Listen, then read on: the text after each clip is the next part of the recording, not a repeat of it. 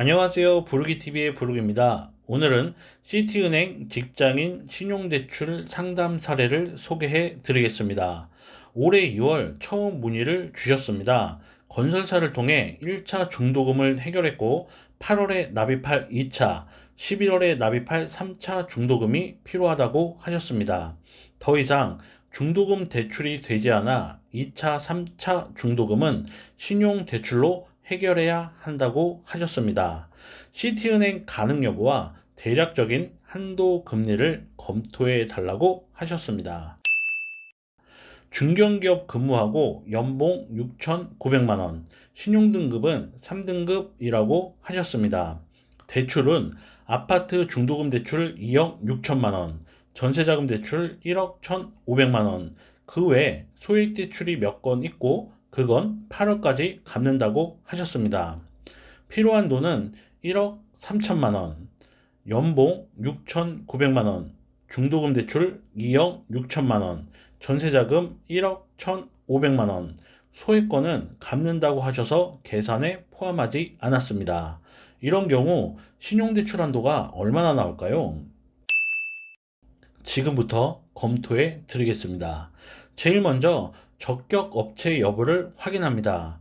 적격 업체란 일정 규모 이상의 흑자가 나는 회사를 말하며 각종 공기관, 공무원, 의사, 변호사 등도 포함합니다. 적격 업체 여부에 따라 한도 금리가 크게 달라집니다. 직장명과 대표자 성함으로 적격 업체 여부를 확인합니다. 시티은행 상담사를 통해 확인했고 적격 업체로 확인되었습니다. 대출 한도는 월 급여의 가능 배수를 곱해 구합니다. 가능 배수는 내부 등급, K12 등급, 연봉에 따라 달라집니다. 이분의 예상 가능 배수는 21배에서 26배입니다. 연봉 6,900만 원을 12개월로 나눠서 월 급여를 구하고 최소 가능 배수와 최대 가능 배수를 곱해 한도를 구합니다. 6,900만 원 나누기 12는 575만 원, 곱하기 21은 1억 2,075만 원, 6,900만 원 나누기 12는 575만 원, 곱하기 26은 1억 4,950만 원. 이분의 한도는 1억 2,075만 원에서 1억 4,950만 원입니다. 한도에서 고객이 사용 중인 신용대출 금액과 2달 전 카드 사용 금액을 제한 것이 대출 가능 금액입니다. 시티은행의 경우 중도금 대출은 100%, 전세자금의 경우 보증 비율에 따라 90에서 100%까지 담보로 인정됩니다. 담보대출의 경우 신용대출 한도에 영향을 미치지 않습니다. 전세자금의 보증 비율과 2달 전 카드 사용 금액을 고려했고 등급에 따른 가능 배수에 따라 1억 1천에서 1억 4천만 원 정도 가능할 것 같다고 이야기 드렸습니다. 그리고 유의사항을 설명드렸습니다. 첫 번째, 8월까지 갚는다는 소액대출은 가능한 빠르게 정리해 달라고 했습니다. 대출 건수가 줄어야 신용등급이 오르고 신용등급이 올라야 내부등급이 잘 나온다고 이야기 드렸습니다. 일반적으로 K12 1, 2등급은 되어야 내부등급이 잘 나옵니다. 그런데 K12 3등급이라고 했고 대출 직전 한두 달 내 부채 상환은 은행 내부 등급에 부정적 영향을 미칠 수 있습니다. 그래서 가능한 빨리 정리하는 것이 좋다고 이야기 드렸습니다. 두 번째, 신용카드 서비스, 카드로는 물론 할부, 리볼빙도 이용하면 안 된다고 이야기 드렸습니다. 일반적인 경우 한 건으로 잠깐 사용하는 건 문제가 되지 않습니다. 그런데 이런 상황에서는 주의하셔야 합니다.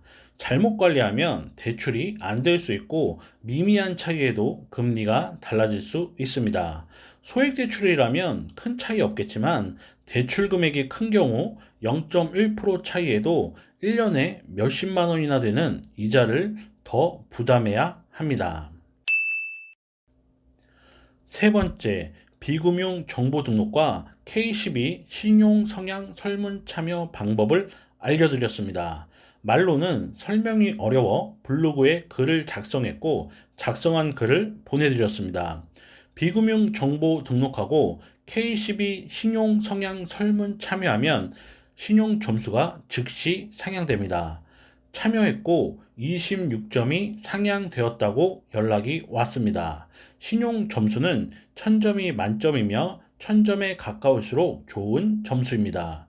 1000점 만점 중 26점이 올랐습니다. 비율로 따지면 2.6% 상향되었습니다. 작으면 작다고 할 수 있지만 이런 작은 차이가 한도 금리를 가를 수 있습니다.